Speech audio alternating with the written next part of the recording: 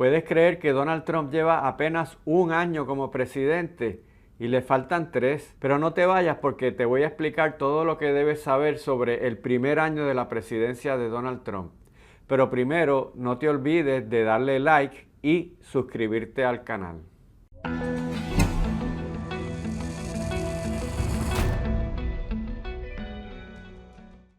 El primer año de Donald Trump de este término se puede describir en 3 palabras: cambio, poder y controversias. Cambio porque desde el principio llegó con un proyecto que estaba descrito en el Project 2025, aunque él siempre lo negó, pero ahí estaba el plan de ruta para cambiar el gobierno federal y también para transformar la manera en que Estados Unidos se relaciona con el mundo, y el mundo entero a la vez también ha cambiado con eso. Así que el tema del cambio ha sido fundamental en este primer año. Algunos cambios, a algunos les gustan, otros no, pero no se puede negar que desde el primer día Trump llegó para hacer cambios. ¿Por qué digo poder? Poder es otra forma de describirlo porque él ha impuesto la ley del más fuerte, tanto en la manera como él se maneja dentro de Estados Unidos, todo a base de poder, y sobre todo a base de su política exterior, en la que ha impuesto regresar a la época de que las naciones grandes podían comerse a las naciones pequeñas y no había ningún tipo de consecuencias, cambiando la manera en cómo se relacionan el resto de los países entre sí, cambiando las reglas del juego. Y las reglas del juego basadas no en acuerdos multilaterales, en organizaciones internacionales, sino en la fuerza, el uso del poder, la búsqueda y el uso del poder. Y la tercera palabra que te mencioné fue controversia, porque las decisiones que ha tomado Trump, las acciones que ha hecho, han sido la mayoría muy controversiales. Por un lado, una cantidad de gente apoyándolo, que cree que está siendo el mejor presidente que ha habido en mucho tiempo, pero por otro lado, mucha gente reaccionando de forma muy negativa, tanto dentro de Estados Unidos como fuera de Estados Unidos. Por eso es que el cambio, el poder y la controversia definen su administración. Y recuerdas, comenzó rápidamente a firmar órdenes ejecutivas, como esta imagen que ves aquí de Donald Trump firmando órdenes. Y ha sido el presidente que más órdenes ha firmado desde que entró a la Casa Blanca. Desde el primer día que llegó empezó a dar órdenes ejecutivas. Y eso era parte del Project 2025 y comenzó a hacerlo. Inclusive, míralo aquí, que el mismo día de la inauguración, él lo celebró en el Capitol One Center, y allí mismo estaba firmando las órdenes frente a miles de personas, porque si algo sabe hacer Donald Trump es ser bien mediático. Y ese concepto de utilizar las órdenes, eso fue planificado desde el principio, porque él aprendió en su primer término que cuando él va a donde el Congreso, las cosas funcionan mucho más despacio, tiene que contar con la Cámara de Representantes, con el Senado, ahí le cambian la manera de que él quería hacer las cosas, o se las bloquean, o se las aprueban de otra forma, y él llegó con la encomienda de que él va a utilizar las órdenes ejecutivas desde el principio y que va a tratar de contar lo menos posible con el Congreso, y eso es parte del plan con el que él venía. Eso lo aprendió de la primera. En ese sentido ha sido mucho más agresivo. Una de las órdenes que más ha aplicado con mayor fuerza y que más controversias ha dado han sido las órdenes de arresto. Tú has visto imágenes como esta y están virales por las redes, ¿verdad? Las deportaciones, los arrestos de ICE. Y eso fue desde el principio porque fue una promesa de campaña, y eso ha generado mucha controversia, porque pues a mucha gente, inclusive personas que están de acuerdo en su política de las deportaciones, han dicho que la opinión pública, ¿verdad?, en las encuestas, de que se ha ido demasiado lejos en eso. Recordarás también inclusive las deportaciones a El Salvador. La misma Kristi Noem, aquí la ves frente a una cárcel, de esas cárceles que ha construido Nayib Bukele en El Salvador, y allí han enviado muchas personas que los deportan que no son salvadoreños y los han enviado allí indefinidamente a una cárcel. Y eso es problemático porque te voy a decir una cosa, el país tiene derecho a aplicar las leyes y a limitar la inmigración indocumentada, eso no lo niega nadie, pero arrestar personas y tratarlos como criminales, porque Kristi Noem misma ha dicho, y Pam Bondi, la secretaria de Justicia, que esos son criminales, que eso es cometer un crimen como el que asesina o secuestra, y eso no es la verdad, eso no está codificado en ese nivel, y los están tratando a todos como si fueran criminales peligrosos y enviándolos a cárceles en otros países, algunos los han enviado inclusive a África. Y otra de las órdenes ejecutivas que más controversia generó, que más atención generó en el mundo, fueron los famosos aranceles, el Liberation Day, cuando él salió con esta tablita que parecían, a mí me recordaban los 10 mandamientos, el Moisés haciendo esto, pero tal vez lo hicieron a propósito, porque él juega mucho con los símbolos. Pero en esa tablita él salió diciendo que le iba a aplicar aranceles a todos los países del mundo, no importa aliados o rivales, los que fueran, a todos los países. Eso sacudió porque Estados Unidos es el mayor mercado del mundo y la gran mayoría de los países necesitan que sus productos se vendan allí. Así que eso sacudió a la comunidad internacional de cuáles iban a ser las consecuencias, pero también marcó un cambio grande de lo que había sido Estados Unidos, que desde la Segunda Guerra Mundial había impuesto un orden mundial basado en el libre comercio, en tomar decisiones grupales y no unilaterales, y que Estados Unidos ejercía activamente el liderato en el mundo, y Donald Trump cambió todo eso. Ahora Estados Unidos se mueve al proteccionismo, se sale de las organizaciones internacionales y ya las reglas del derecho internacional ya no las siguen. Pero no solamente los aranceles, que eso tuvo un efecto grande sobre Estados Unidos y sobre el mundo, aunque al fin y al cabo no los aplicó todos porque estaba usándolo como una medida de presión, que ese fue el otro cambio. Los aranceles ya no son solamente un instrumento para mejorar la economía, para un proyecto de desarrollo, sino ahora se utilizan como un mecanismo para obtener otras cosas. Como una amenaza, un castigo. Si no haces lo que yo te digo, te pongo aranceles, pero es sobre otros temas políticos que no tienen a veces nada que ver con los aranceles mismos. Pero otra imagen que también vimos mucho al principio del año, ya eso, fíjate que es que este año, por eso te digo que este año parece que hayan sido muchos más, porque han pasado muchas cosas y ya hasta nos olvidamos. Aquellas imágenes de Elon Musk en la Casa Blanca con Donald Trump, que hasta con su hijo fue, que mucha gente pensaba, aquí ¿quién manda? ¿Manda a Trump o manda Elon Musk? Hasta Musk le robaba un poco de cámara cuando estaban juntos. Y fue ese proyecto del Department of Government Efficiency, el Departamento de Eficiencia Gubernamental, que estaba diseñado para ahorrarle dinero al presupuesto federal, despidiendo personas, básicamente despidiendo personas, cerrando programas, cerrando inclusive agencias. Parte de ese proyecto fue cerrar el Departamento de Educación Federal. Todavía no lo han cerrado, pero lo han ido reduciendo, le han ido quitando prerrogativas, le han quitado al departamento la función de otorgar becas para universitarios. No las han eliminado, pero las han ido moviendo hacia otros departamentos. Y eso fue parte de eso, generó mucha controversia, ¿verdad? Porque mucha gente perdió el trabajo o fueron amenazados con perder el trabajo en el gobierno federal en Estados Unidos y en Puerto Rico también. Pero tú sabes que eventualmente esa amistad entre Elon Musk y Donald Trump no perduró.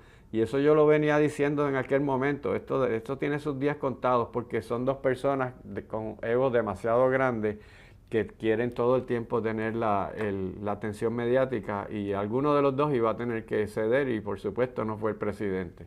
Fue Elon Musk el que inclusive se peleó con él y dijo que en los archivos de Epstein ahí había verdaderamente mucha información que iba a destruir a Donald Trump. Esos archivos de Epstein que han sido también una constante durante todo el año y van a seguir siéndolo. durante el 2026, porque ahí eso es, no se ha resuelto cuál fue verdaderamente la participación de Trump en esas cosas. Otra orden ejecutiva que Trump dio fue la eliminación de los incentivos para turbinas de viento, como estas que ves aquí, para paneles solares, para todo lo que fuera energía renovable, porque él dice que eso ha sido un engaño, eso del cambio climático, y que Estados Unidos va a enfatizarse en energías fósiles, que son las que más tienen, como es el carbón, inclusive mandó a abrir una planta de carbón que estaba clausurada por contaminantes, y por supuesto el petróleo, el gas natural. Ha traído otra vez la frase aquella de drill, baby, drill, que había acuñado Sarah Palin en la campaña cuando ella fue candidata a vicepresidenta, que eso le trajo a ella muchísimas críticas. Pues él la ha traído ahora, la renovada, y la utiliza constantemente. Un poquito la reivindicó a ella en ese sentido. Así que eso ha sido también algo grande. Se salió de los acuerdos de París y ha decidido que Estados Unidos no va a perseguir ninguna política de energía renovable, que eso le ha hecho mucho daño a Europa, que por eso Europa, la economía está estancada, y que China se está aprovechando del mundo porque venden las turbinas, venden los paneles solares, pero ellos mismos no los usan. Eso no es verdad, porque China sí utiliza mucho energía de turbinas y utiliza mucho energía solar, pero también utiliza mucho carbón y utiliza mucho petróleo. Eso es cierto, pero no es que solo las venda y ni siquiera cree en eso, porque sí lo están haciendo. También recordarás esas imágenes de la Guardia Nacional, de los soldados de la Guardia Nacional en Washington, D.C., cuando Donald Trump decidió que iba a reducir el crimen de probablemente la ciudad donde más crimen hay en Estados Unidos, Washington, D.C., y él metió la Guardia Nacional allí para reducir el crimen, pero eso fue en contra de los deseos de la misma alcaldesa de Washington, ¿verdad? En Washington las autoridades no estaban de acuerdo con eso, y eso fue bien controvertido. Y alguna gente piensa, qué bueno, porque pues llegan allí, imponen el orden. ¿Quién va a cometer un crimen alrededor de soldados y equipo militar? Pero por otro lado, eso es bien peligroso, porque la Guardia Nacional, las Fuerzas Armadas, no están entrenadas para manejar civiles, están entrenadas para lo que es, para escenarios de combate. Entonces, no es lo mismo que venga un policía que tiene muchos años de experiencia y entrenamiento de cómo manejar civiles versus un militar que ve al otro lado como un oponente, no como un ser humano ciudadano a quien hay que atender. Y lo último que te voy a decir en este segmento es la firma del Big Beautiful Bill, que le llamaron ellos, que ahí recoge todas estas órdenes ejecutivas, estas cosas que ha hecho. Ahí en esa ley, que es la ley de presupuesto, se incluye una gran cantidad de esas cosas aplicadas ya a manera de ley. Pero no te vayas, porque voy a continuar con todas las cosas que ha hecho Trump durante este primer año.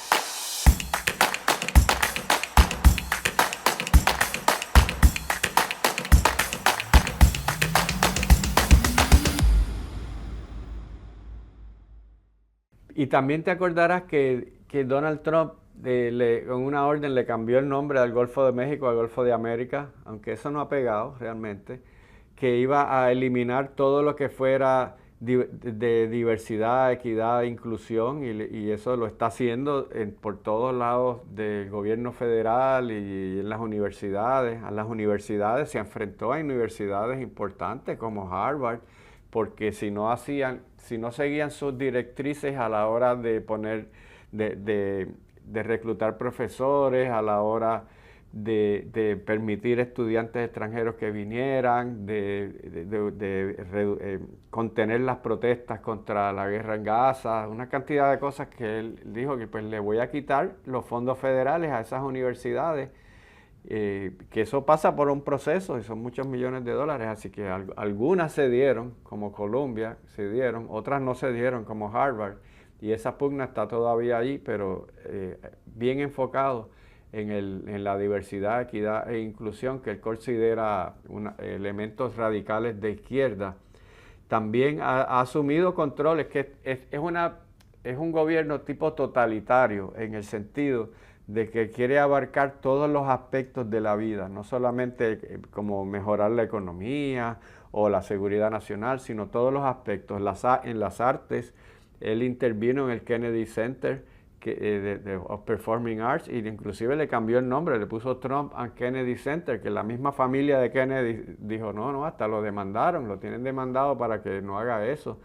En los deportes también por ejemplo, hizo esta orden de que las personas trans no pueden competir en deportes el sexo que escogieron ser, y otra cantidad de cosas también que se ha metido en esos temas. Así que ha sido bien interventor en muchas cosas. Una de las cosas que también ha hecho ha sido aumentar los gastos militares bien grandes. Te recordarás esas imágenes que ves ahí del desfile militar que hizo el día de su cumpleaños, además. Es que Trump está rompiendo todas las reglas de todo lo que habían hecho antes.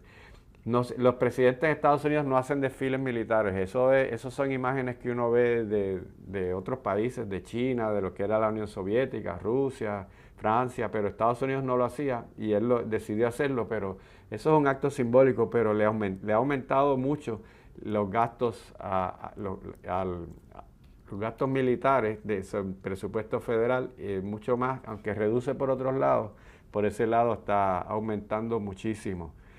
Y ese estilo de gobernar a través de órdenes ejecutivas, pues le ha traído problemas con el Congreso. Él está enfrentado a parte del Congreso, a los demócratas por supuesto, y a la parte del Congreso republicano realmente se los ha echado en un bolsillo. Y eso es serio, porque eso atenta contra la separación de poderes. El Congreso debe tener una voz independiente o autónoma del presidente, apoyarlo en las cosas que cree, pero también tener la capacidad de frenarlo en las cosas que no cree. Y ahora mismo el Congreso no está sirviendo esa función, porque están haciendo básicamente lo que dice Trump. El mismo cierre federal, que fue el más largo de la historia, enfrentó a demócratas y republicanos, y había algunos republicanos que no estaban de acuerdo con el presupuesto que había enviado Trump y no iban a firmarlo. Al final terminaron cediendo y se fueron con él. Así que el Congreso, vamos a ver probablemente si en las elecciones ahora de noviembre del 2026, que son congresionales, si una de las dos cámaras cambia de republicanos a demócratas, vamos entonces a ver una confrontación grande en esa Cámara versus el presidente Donald Trump, que nos va a recordar quizá los tiempos de Nancy Pelosi cuando era presidente de la Cámara, que fue él probablemente el mayor enemigo político que tuvo Trump durante su término. Así que ya veremos lo que sucede, pero puede que cambie mucho si en las elecciones congresionales se cumplen lo que anticipan las encuestas, que es que por lo menos la Cámara de Representantes va a pasar a manos demócratas. Ha sido también, ¿verdad? Trump se ha mantenido en campaña constante. Mira estas escenas en la tiendita de souvenirs de la Casa Blanca, que tienen pues todos de Trump, y venden estas gorras que dice Trump 2028. Eso es retando todo, ¿verdad? Porque él no puede aspirar a la presidencia nuevamente, ya lleva 2 términos. Pero es que se ha mantenido, parte de su estilo se ha mantenido en modalidad de campaña política durante todo el año. Hay una forma, la campaña política pues tiene un estilo, una forma de hablar y casi siempre luego de la campaña pues cambian eso, son más conciliadores. Él ha seguido realmente insultando a Joe Biden, porque es que no hay otra forma de decirlo. Donde quiera que va, dentro y fuera de Estados Unidos, él barre el piso con Joe Biden, dice barbaridades del presidente anterior. Eso tampoco se hacía. En la campaña se dicen de todo, pero después siempre se trataban con mucha deferencia. El propio Biden estuvo allí en la inauguración de Donald Trump. Él fue, hizo su, ¿verdad? Como aunque habían tenido una campaña electoral bien agresiva, pero Trump no. Trump se mantiene en esa modalidad constante de campaña política y como si fuera elecciones, que ya, como si no hubiera ganado, todavía está buscando elegirse. Y eso también ha llevado a una serie de protestas acuñadas bajo el No King, que han decidido, mucha gente en Estados Unidos está preocupada por la acaparación de poderes alrededor de la rama ejecutiva y han decidido que él quiere convertirse en un dictador y en una especie de rey, y eso pues ha generado descontentos dentro de gran parte de la población y ha producido una polarización política que no se había visto en Estados Unidos desde hace muchas décadas. Eso quiere decir que hay una gente que piensa de una forma, que son pro-Trump, conservadores, y hay otra gente que lo detesta, que son anti-Trump, y en el medio hay muy poquitas personas que sean moderados, que les guste un poquito, pero lo pueden criticar. Eso cada vez se va erosionando más. Entonces lo malo de la polarización es que entonces no hay espacio para conversar y para llegar a acuerdos y consensos, sino que todo va a ser, las decisiones que se tomen y las acciones que se hagan van a ser impuestas por el lado, el bando de uno de esos dos bandos, el que tenga el poder, le va a imponer todo al otro. Y el otro en algún momento va a volver al poder. Si eso se convierte en la cultura política, si de aquí en adelante así es que se va a gobernar, pues cuando vuelvan los demócratas, pues van entonces a tratar de destruir todo lo que hicieron los republicanos y van a mantener ese lenguaje, y eso es uno de los legados negativos a largo plazo que puede dejar toda esta polarización. Pero si vemos en el plano internacional, Trump ha sido casi hasta más activo de lo que ha sido en el plano nacional. Recordarás esas reuniones que tuvo Trump con Zelensky, reuniones que tuvo con Putin sobre el tema de Ucrania. Ha sido realmente muy activo en eso. No ha conseguido que la guerra se acabe como él dijo que iba a ser en el primer día, pero no cabe duda de que ha sido bien activo reuniéndose con ellos, proponiendo un plan que a Zelensky no le gusta porque realmente ese plan de Ucrania le favorece más a Rusia, pero no cabe duda que ha sido bien activo en tratar de que acabe esta guerra, y en otros conflictos también él ha estado involucrado.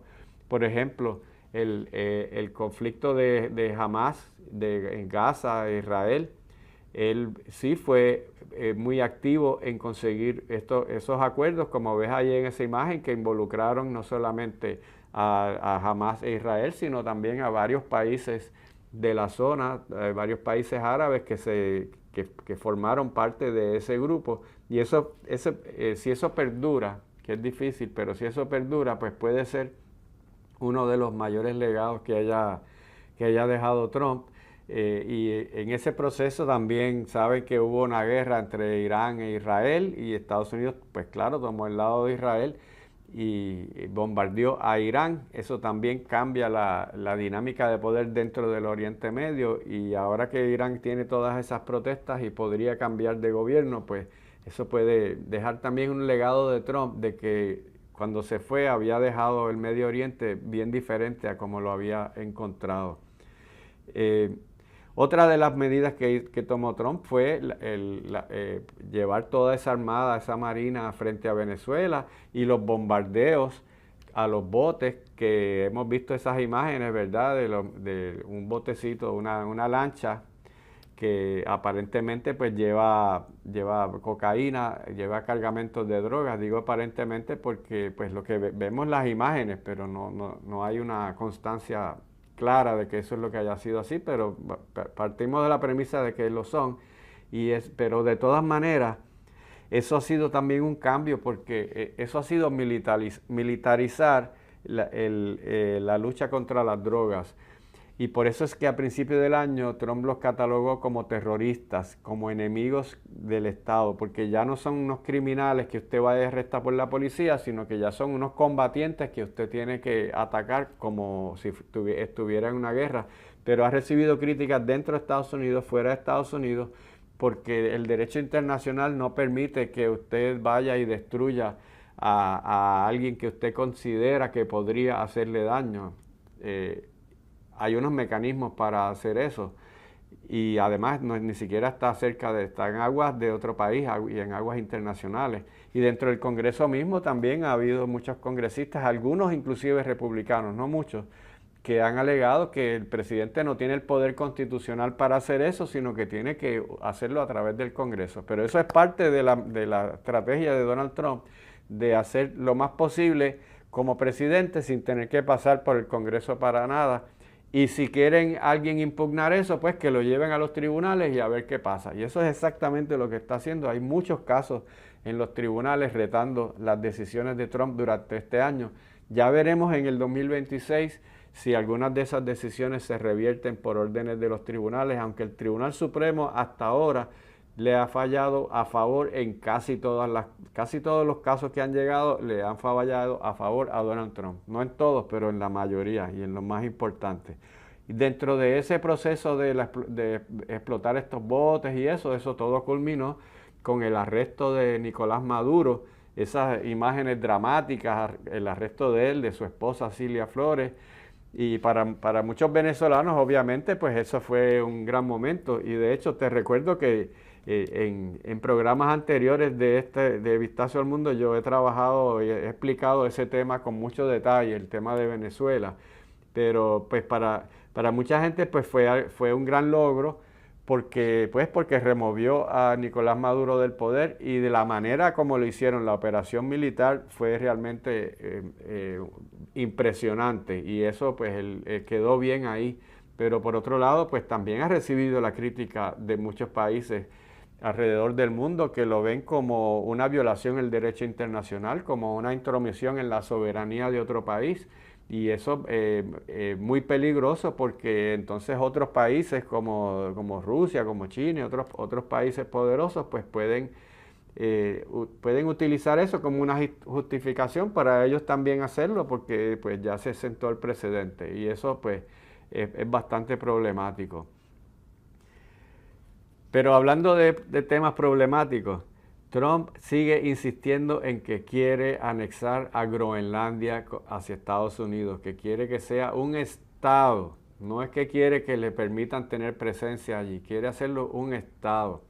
Y ese tema de Groenlandia va a tener unos efectos bien fuertes sobre lo que son las relaciones de Estados Unidos con Europa, lo que es el tema de la OTAN.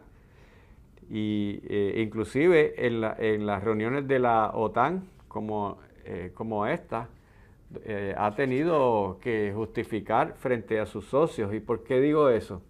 Porque él ha amenazado inclusive con atacar, con tomar Groenlandia por la fuerza, aunque ya las declaraciones más recientes dijo, no, yo no voy por la fuerza no, pero insiste en que la tiene que tener. Y claro, Dinamarca, que es el que tiene la soberanía sobre Groenlandia, es parte de la OTAN, la Organización del Tratado del Atlántico Norte. Eso es un acuerdo militar que si un país ataca a alguno de los miembros de la OTAN, toda la OTAN tiene que salir a defenderlo, pero eso no está diseñado para que sea un país dentro de la misma OTAN el que sea el agresor contra otro país de la misma OTAN. Y eso pues ha creado ya muchas rencillas dentro de Europa. Él insiste en que necesita Groenlandia para la seguridad nacional y pues es cierto que es un lugar bien importante, Tiene minerales y eso todo el mundo lo sabe, son bien difíciles de extraer por el hielo y porque la tierra está congelada, pero en algún momento quizá lo puedan hacer. Pero además porque pues es una ruta de paso bastante importante. Y recientemente ese tema se discutió mucho en la, en el Foro Económico Internacional. Ahí podemos ver, por ejemplo, a Emmanuel Macron, el presidente de Francia, que tuvo que ir con esas gafas. Eso fue, por supuesto, un tema de conversación porque tenía una infección en un ojo y se llevó esas gafas. Hasta el propio Trump se burló de él cuando le tocó hablar. Pero ese tema de Groenlandia y el tema de un país haciendo lo que desea por encima del derecho internacional se manejó mucho. Quizá, como ves aquí, el primer ministro de Canadá quizá fue el que dio el discurso que más se viralizó, que más la gente ha utilizado porque fue un discurso muy fuerte, en el que él decía que lo que estábamos viviendo en el mundo ahora mismo no es una transición, sino una ruptura, y que hay que mirar hacia otros horizontes, que Canadá tiene que buscar otras cosas, o sea que se está desligando de Estados Unidos. Canadá, que ha sido, Canadá y Reino Unido han sido siempre los países que se han ido con Estados Unidos a cualquier cosa que Estados Unidos ha hecho, han sido incondicionales. Que Canadá diga eso refleja un cambio bien grande, y muchos líderes que fueron allí dijeron cosas parecidas. Por supuesto, el propio Donald Trump también fue allí y estuvo hablando mucho rato y pues insistió que Estados Unidos va a coger Groenlandia. Dijo que Europa, habló bastante mal de Europa, dijo básicamente que ellos habían ganado la guerra, que Europa no sería nada sin Estados Unidos. Salieron bastante ofendidos los líderes, los jefes de Estado de Europa. Y eso pues marca lo que estamos empezando a ver, que es una enemistad entre Estados Unidos y Europa. Eso puede mejorarse, pero lo que no va a cambiar es que ya ellos no saben, ya ellos no pueden confiar plenamente en que esa amistad va a prevalecer. Así que como puedes ver, esto ha sido un año histórico, no cabe la menor duda. Este ha sido un año para la historia. Esto va a aparecer en los libros de historia, se va a hablar de antes y después de Donald Trump, pero sobre todo este término, ¿no? El anterior fue controvertido, pero mucho más. Y vas a escuchar mucho de aquí en adelante se va a hablar, porque el mundo y Estados Unidos han cambiado, y probablemente para muchos años, por todas las cosas que está haciendo Donald Trump.